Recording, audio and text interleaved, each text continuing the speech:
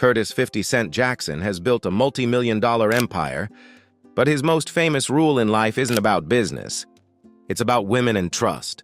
While most global celebrities write endless love songs and showcase high-profile romances on red carpets, 50 Cent treats emotional attachment like a tactical vulnerability. In his eyes, modern romance in Hollywood is rarely authentic.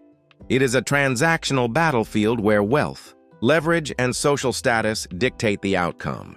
To understand why he views relationships through a lens of extreme skepticism, you have to look past the fame and examine a philosophy shaped by surviving literal bullets, street betrayals, and massive legal battles. He operates under one non-negotiable principle: emotional vulnerability in a relationship can quickly become a multi-million-dollar financial liability if you are not careful. Back in 2003, 50 Cent and Hollywood actress Vivica A. Fox were one of the most high-profile celebrity couples in pop culture. I want to thank Vivica Fox for wearing Their that red dress, carpet too. appearances generated global headlines. But the fairy tale quickly disintegrated into one of the pettiest, longest-running feuds in hip-hop history.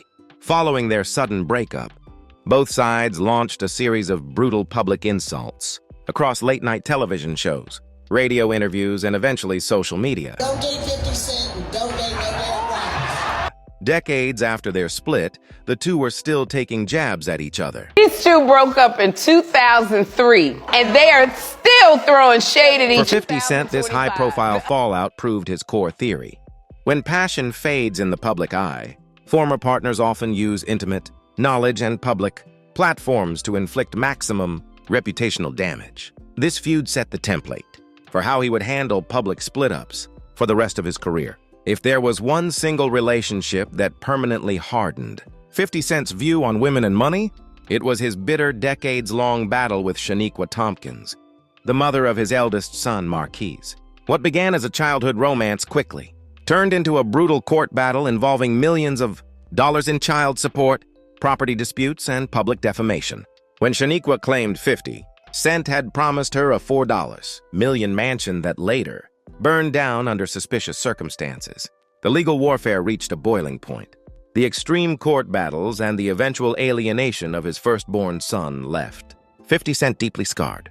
It convinced him that once money enters the equation, maternal bonds and romantic history can be weaponized against a man's life work.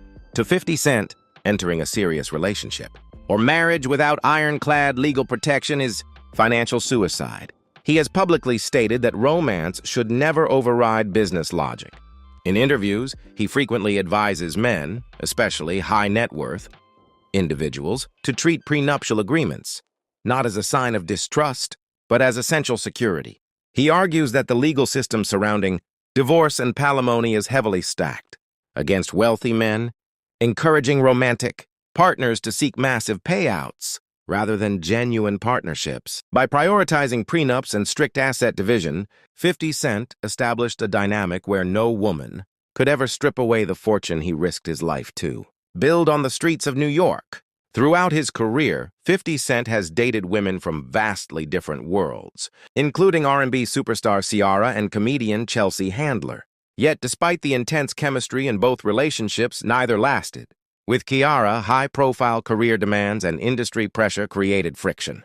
With Chelsea Handler, cultural differences in Hollywood politics ultimately drove them apart. These breakups reinforced 50 Cent's belief that long-term romantic compatibility in the entertainment industry is nearly impossible. To him, most celebrity relationships are built on temporary hype rather than deep alignment, leading him to pull back before emotional investments could compromise his personal goals or business focus. Unlike celebrities who hire public relations teams to issue polite statements, after a breakup, 50 Cent uses social media as a tactical weapon.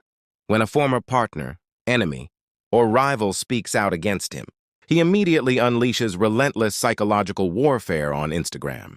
From posting ruthless memes to exposing old text messages and financial disputes, 50 Cent uses humor and public humiliation to strip his opponents of their narrative power. This aggressive online behavior serves a dual purpose. It entertains his massive fan base while sending a clear warning to any woman in his life that attacking him publicly will result in swift, uncensored social media retaliation. To truly understand why 50 Cent views women with extreme emotional distance, you have to go back to South Jamaica, Queens, in the early 1980s. Long before he was a rap superstar, he was just Curtis Jackson, a young boy whose entire world revolved around his mother, Sabrina Jackson. Sabrina was a formidable, high-level street hustler who gave birth to Curtis when she was just 15 years old. She provided him with expensive clothes and toys, serving as his primary protector and idol. However, when Curtis was just 8 years old, tragedy struck. Sabrina was mysteriously murdered in her apartment, drugged, and left inside with the gas turned on. Losing the most important woman in his life at such a young age shattered his foundation. Raised by his grandmother and quickly forced onto the streets to survive, Curtis absorbed a brutal lesson. Even the people who love you most can vanish in an instant, and emotional dependence leads to unbearable pain. In recent years, 50 Cent's romantic life appeared to stabilize when he began dating Jamira Cuban Link Haynes, a fitness entrepreneur and law student. Unlike many of his past high-profile relationships, this partnership seemed different. Cuban Link maintained her own career goals, personal branding, and financial independence, which earned 50 Cent's respect.